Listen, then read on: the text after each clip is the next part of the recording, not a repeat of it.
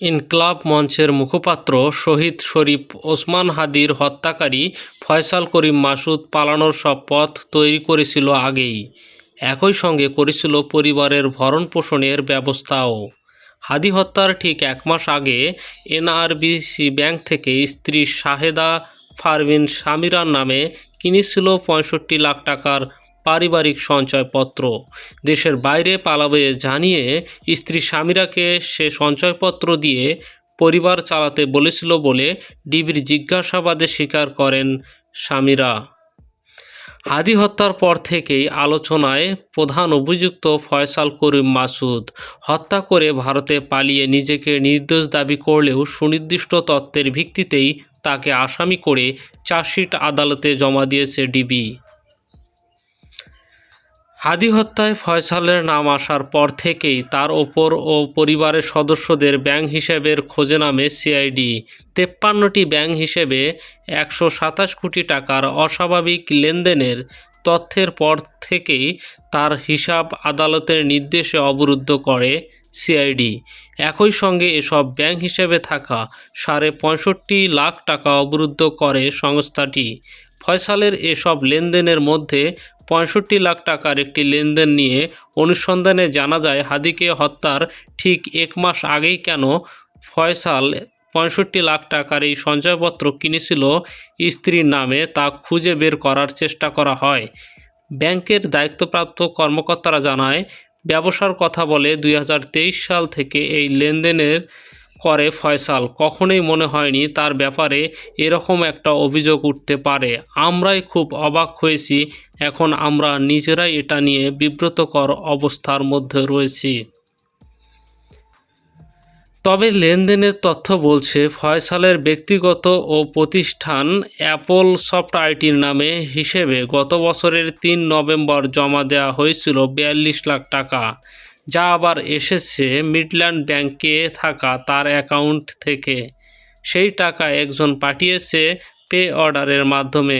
পরে 3 November Apple আইডির হিসাব থেকে 65 লাখ টাকা দিয়ে স্ত্রী সামিরার নামে সঞ্চয়পত্র কেনে ফয়সাল। সিআইডির বিশেষ পুলিশ সুপার জসিমউদ্দিন খান বলেন, ফাইন্যান্সিয়াল ক্রাইম ইউনিট মূল শুটারের অ্যাকাউন্টে অস্বাভাবিক লেনদেনের অস্তিত্ব পায় এবং এই প্রেক্ষিতে সিআইডির সংশ্লিষ্ট টিম কাজ করে। তারা follow the flow of money principal maintain করে দেখতে পান অভিযুক্তর অ্যাকাউন্টে বেশ বড় রকমের টাকার লেনদেন হয়েছে ঘটনার কয়েকদিন আগে। সেই টাকা সিআইডির আবেদনের প্রেক্ষিতে বিজ্ঞ আদালত ফ্রিজ করেছে। এদিকে ঢাকা মহানগর গোয়েন্দা পুলিশ সামিরাকে জিজ্ঞাসাবাদে জানতে পারে ফয়সাল দেশ ছাড়বে জানিয়ে পরিবারের জন্যই এই টাকা রেখে গিয়েছিল। ডিএমপির উপকমিশনার মোহাম্মদ তালেবুর রহমান বলেন, শহীদ শরীফ ওসমান হাদি হত্যাকাণ্ডের ঘটনায় একেকজন একেক ধরনের ভূমিকা পালন করেছে। কেউ ঘটনার পূর্ববর্তী সময়ে সেগুলো জানা সত্ত্বেও গোপন করেছে, আবার ঘটনার পরবর্তী সময়ে কেউ অভিযুক্তদের পালিয়ে যেতে সহায়তা করেছে, কেউ আবার অস্ত্র সরবরাহ করেছে এবং সেগুলো লুকানোর ক্ষেত্রে অনেকেই ভূমিকা রেখেছে। সেগুলো আমরা বিবেচনা করছি এবং সেই অনুযায়ী যার যার ভূমিকা সেই ভিত্তিতে আমাদের চার্জশিটে দাখিল করা হয়েছে। এদিকে ফয়সালের দেশের বাইরে দুবাইয়ে সম্পদ থাকার তথ্য পেয়েছে তদন্তকারীরা। সেই বিষয়ে তথ্য চেয়ে চিঠিও পাঠিয়েছে সিআইডি। চরমোনাই জামাত জোট ছেড়ে গিয়েছে, বাট জামাত ইসলামী দল হিসাবে অফিসিয়ালি চরমোনাইকে আগের মতো আর ছাড় দিবে না, দিল না। জামাত চরমোনাইকে আনুষ্ঠানিকভাবে কঠিন জবাব দিয়েছে। আমিরে জামাত মুখ খুলেছেন, তবে আমিরে জামাতের নসিহত ভিন্ন। আর জামাত সংগঠন হিসেবে চরমোনাইকে জবাব দিয়েছে। এটা চরমোনাইয়ের বিরুদ্ধে জামাতের একটা নতুন ইতিহাস সৃষ্টি। কি? চরমোনাই অতীতে জামাতের সাথে অনেক বেইনসাফি করেছে। ইচ্ছা মতো রাজনৈতিক ভব্যতা, সভ্যতা, সব ধরনের কার্টিজি উপেক্ষা করে যত নোংরা ভাষা ব্যবহার করা যায় আওয়ামী লীগ জামাতের বিরুদ্ধে যে নোংরা ভাষা ব্যবহার করেনি, চরমোনাই সেটা করেছে। শিবিরকে বেয়াদব, বেআমল, বিশৃঙ্খল, এগুলো চরমোনাই বলেছে। আওয়ামী লীগ কিন্তু শুধু সন্ত্রাসী বলেছে, বেয়াদব বেআমল বলে নাই। এরা কাদিয়ানি, শিয়া, ইসলামী দল না, কাদিয়ানিদের চাইতে নিকৃষ্ট, ইসলামের শত্রু, মোনাফেক। জামাতকে এইসব কথা কিন্তু আওয়ামী লীগও বলেনি। আওয়ামী লীগ বলেছে স্বাধীনতা বিরোধী রাজাকার, জাস্ট এতটুকু। চরমোনাই জামাতের উপর সেই বাবা পীর থেকে শুরু করে শায়েখে চরমোনাই, আরো অনেকে বক্তারা তো আছি, তবে পীর সাহেব চরমোনাই কিছু বলেননি। I salute him, I respect him always. তিনি আসলেই একজন অসাধারণ নেতা, জনাব সৈয়দ রেজাউল করিম। তার প্রতি আমার সম্মান অলওয়েজ থাকবে। তো চরমোনাইয়ের বিরুদ্ধে যত ফতোয়া, কেতাবও লিখেছেন তারা। তো জামাত অতীতে বিষয়টা কিভাবে ডিল করেছে, প্রেস কনফারেন্সে চরমোনাইয়ের বক্তব্য, ওয়াজে বক্তব্য, চ্যালেঞ্জ, লিখিত চ্যালেঞ্জ, কত চ্যালেঞ্জ, কিন্তু জামাত কখনো এগুলো অফিসিয়ালি ডিল করেনি। জামাতের মানহাজ ছিল চরমোনাই যা পারে গালাগালি করে করুক, এগুলো অফিসিয়ালি আমরা ডিল করব না। সর্বোচ্চ জামাতের জনশক্তি দুই একজন জবাব দিত। কখনো বরিশালের আব্দুল হাকিম মাদানি পাল্টা বই লিখতেন, কখনো সিলেটের ইসহাক মাদানি পাল্টা বই লিখতেন। ইসহাক মাদানিরা মাঝে মাঝে বাহাস মোনাজেরাও করতেন। তো এরকম বিচ্ছিন্ন দুই একটা ঘটনা আছে। বা আধুনিক যুগে, সোশ্যাল মিডিয়ার যুগে কখনো কখনো ডক্টর আবুল কালাম আজাদ বাশার, মাওলানা ফখরুদ্দিন, মোল্লা নাজিমুদ্দিন, এরা দুই একটা জবাব দেওয়ার চেষ্টা করতেন। কিংবা ওয়াজে তারেক মনোয়ার, আমির হামজা, এরা দুই একটা পাল্টা জবাব দেওয়ার চেষ্টা করতেন। কিন্তু সংগঠন হিসেবে জামাত কখনো চরমোনাইকে জবাব দেয়নি কিংবা ডিল করতে যায়নি। জামাতের দৃষ্টিভঙ্গি ছিল এটাই যে যা পারে বলুক, আমরা এই বিষয়ে নির্লিপ্ত থাকব। এটা ছিল জামাত চরমোনাইয়ের অতীতের রসায়ন। কিন্তু এখন এটা একটা নতুন বাস্তবতা, নতুন বাংলাদেশ। চরমোনাই জোট ছেড়েছে, কিন্তু যাওয়ার সময় মিথ্যা অপবাদ দিয়ে কুৎসা রটনা করে জোট ছেড়েছে। এই জায়গায় জামাত অতীতের মতো চরমোনাইকে আর ছাড় দিয়ে দিল না। অতীতে চরমোনাই নানান সংবাদ সম্মেলনে বাবা পীর, অমুক পীর, তমুক পীর অনেক কথা বলেছে। গোলাম আজম, নিজামী এরা কখনো জবাব দেননি, তাদের প্রেস উইংও জবাব দেয়নি। মাঝে মাঝে বর্তমান আমি ডাক্তার শফিকুর রহমানও কখনো জবাব দেননি, আগের তার মুতাকাদ্দিমিনদের মানহাজ অনুসরণ করার চেষ্টা করেছেন। তবে বিপরীতে চরমোনাই যদি কোনো ঐক্যের কথা বলতো, তখন আমির জামাত সেটাকে অ্যাপ্রিসিয়েট করতেন। আওয়ামী লীগ আমলে একবার পীর সাহেব চরমোনাই ঐক্যের কথা বলেছেন, যদিও তাদের তখন ঐক্যের যে হিসাব সেটা জামাত বাদে ঐক্য। অনেকে বলেন যে তাদের এক পা বরিশালে আর এক পা ভারতে, যাই হোক এটা অনেকে বলেন। তো সেই জায়গায় আমিরে জামাত ফেসবুক পোস্ট দিয়ে ধন্যবাদ জানিয়েছেন প্রিয় ভাই পীর সাহেব চরমোনাই জনাব মুফতি সৈয়দ রেজাউল করিমকে। কিন্তু জামাত সম্ভবত আগের মানহাজে এখন আর নেই। রাজনীতিতে চরমোনাইকে, জামাতকে গালাগালি করার, তোহমত দেওয়ার, মিথ্যা অপবাদ দেওয়ার ব্লাঙ্ক চেক দিবে না। জামাত সেই ঘটনা ঘটিয়েছে। দর্শক, এটা কি নতুন ইতিহাস বলি, নতুন অধ্যায় বলি। জামাত কি করেছে দেখেন। জামাত ইসলামীকে নিয়ে জনাব গাজী আতাউর রহমানের বক্তব্যের স্পষ্টীকরণ। তবে এখন পর্যন্ত আতাউর রহমানের বক্তব্যের জবাব, প্রতিবাদ এইসব শব্দ ব্যবহার করা শুরু করেন নাই, তবে স্টার্ট করেছে। সামনে চরমোনাই যদি তাদের মিথ্যাচার অব্যাহত রাখে, তাহলে জামাত প্রতিবাদ হিসেবে জবাব দিবে, বোঝা যায়। যেহেতু এই প্রথম বিবৃতি আসলো চরমোনাইয়ের বক্তব্যের বিপরীতে,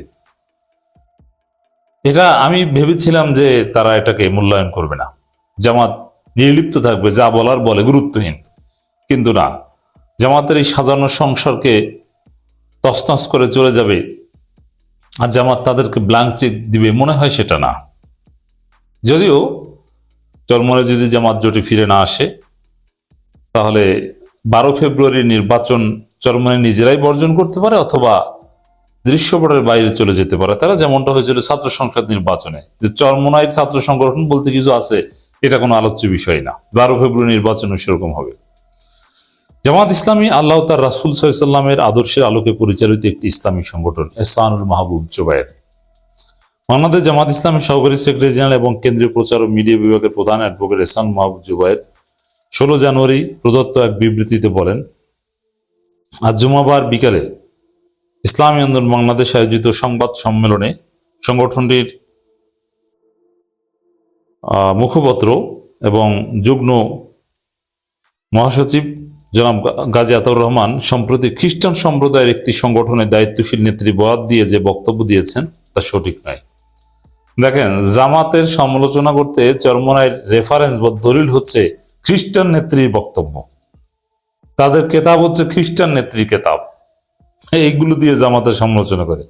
আর এক বাচাল দেখলাম চরমনায়ের টকশোতে, 71 টিভি টকশোতে জামাতকে ধুয়ে দিয়েছে খ্রিস্টান নেত্রীর রেফারেন্স দিয়ে। খ্রিস্টান নেত্রীর বক্তব্যে এত মধু কেন আপনাদের কাছে?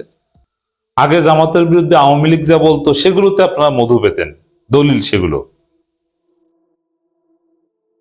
এবং সেই লাল মৌলানা কি একজন ছিল না, মৌলানা ভাসানী, সেই ভাসানী বলেছে যে নীল নদের পানি যেরকম নীল নয়, জামাত ইসলামের ইসলাম ইসলাম নয়। সেটা ছিল দলিল চরমনের কাছে। বামপন্থীরা, খ্রিস্টানরা কেমন যেন চরমনের কাছে দলিল হয়। এ ব্যাপারে আমাদের পক্ষ থেকে প্রেস ব্রিফিং এ চলাকালে এই তাৎক্ষণিক বিষয়টি স্পষ্ট করা হয়েছে। জনাব গাজী আতাউর রহমান আল্লাহর আইন ও ইসলামী আদর্শ থেকে বাংলাদেশ জামাত ইসলাম ভিন্ন দিকে চলে গেছে বলে যে মন্তব্য করেছেন তাও সঠিক নয়। আমরা মনে করি জনমনে বিভ্রান্তি সৃষ্টির উদ্দেশ্যে তিনি এমন মন্তব্য, এইটা একটা কঠিন কথা। This is first time Charmonai জনমনে বিভ্রান্তি সৃষ্টি করার উদ্দেশ্যে জামাতের বিরুদ্ধে মিথ্যাচার করছে, এটা হচ্ছে জামাতের অফিসিয়াল জবাব। এরকম কঠিন কথা জামাত অতীতে চরমনাই শানে ব্যবহার করেনি। অতএব আমরা যে চরমনাই শানে যে কঠোর কথা ব্যবহার করি, সেটা যে আগেও কিছুটা হলেও যৌক্তিক ছিল, এবার জামাত অফিসিয়ালি ব্যবহারের মাধ্যমে আশা করি আপনারা বুঝতে পেরেছেন যে এত ব্ল্যাঙ্ক চেক দেওয়া উচিত নয়, এত ছাড় দেওয়া উচিত নয়। জনমনে বিভ্রান্তি সৃষ্টি করছে এবং আসলে গাজী আতাউর রহমান এখানে ধোঁয়াশার আশ্রয় নিয়েছেন। এমনকি এহসানুল মাহবুব জুবায়েরের বক্তব্যের কথাও বলেছেন আতাউর রহমান সাহেব, বলছেন যে তিনি ব্যাখ্যা দিয়েছেন, কি বলেছেন কি এগুলো আমরা বাংলা কথা আমরা তো বুঝি। মানে তিনি কিন্তু জুবায়ের সাহেবের বক্তব্যে সন্তুষ্ট কিনা বা ব্যাখ্যা গ্রহণ করেছেন কিনা বলেন, এটা গোজামিলের আশ্রয় নিয়েছেন। আমিরে জামাত মজা করে পীর সাহেব চরমনাইকে বলেছিলেন যে ভাই দেখেন, প্রথম আলো জরিপ করেছে, সেখানে আপনাদের ভোট 0.01%, অথচ প্রথম আলোর জরিপের বিরুদ্ধে পুরো জামাত শিবির সমাজ ঝাঁপিয়ে পড়েছিল।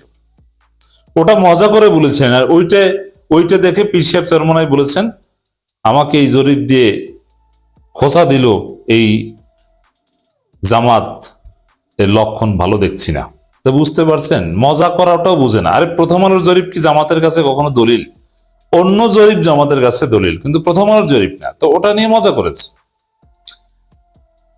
তো এই প্রথম যা ইচ্ছা তা বলবেন সংবাদ সম্মেলনে, আর জামাত চুপ করে বসে থাকবে সেটা না, জামাত জবাব দিয়েছে। দর্শক, আমিরে জামাত নিজেও চলমান পরিস্থিতিতে মুখ খুলেছেন, ফেসবুক পোস্ট দিয়েছেন। তিনি লিখেছেন, ধৈর্যের পরীক্ষাই সবচেয়ে বড় পরীক্ষা। আল্লাহ রাব্বুল আলামিন সবাইকে ধৈর্য ধারণের তৌফিক দান করুন, আমিন। অন্যের প্রতি সম্মান প্রদর্শন করুন, তাহলে আল্লাহ তাআলা আপনার সম্মান বাড়িয়ে দেবেন ইনশাআল্লাহ।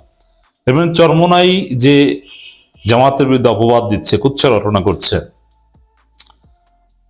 ওরকম কুচ্ছ রটনা না করে ধৈর্য ধারণ করেন, শান্তিপূর্ণভাবে প্রজ্ঞার সাথে বিষয়টা ডিল করেন। এটি আমিরে জামাতের নসিহত। মানে চরমনাইকে টিট ফর ট্যাট করা যাবে না।